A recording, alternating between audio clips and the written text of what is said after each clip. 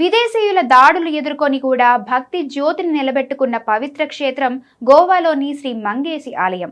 ప్రకృతి సోయగాల మధ్య విరాజిల్లే ఈ దేవాలయం శైవ సంప్రదాయానికి చిరస్మరణీయ చిహ్నం. స్థల పురాణం ప్రకారం పార్వతీదేవి త్రాహిమాం గిరీశ అని శంభుని ప్రార్థించిన సందర్భమే మంగేష్ అనే నామంగా మారింది. ఆ పరమేశ్వరుడు ఇక్కడ స్వయంభూగా వెలిశాడని భక్తుల విశ్వాసం.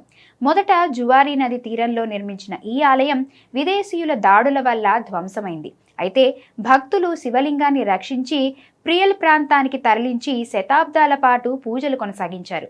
అనంతరం మరాఠా పాలనలో ఆలయం పునర్నిర్మించబడింది. పునర్నిర్మాణం తర్వాత శివలింగాన్ని ప్రియల్ నుంచి తీసుకొచ్చి మంగేసి ఆలయంలో పునఃప్రతిష్ఠించారు.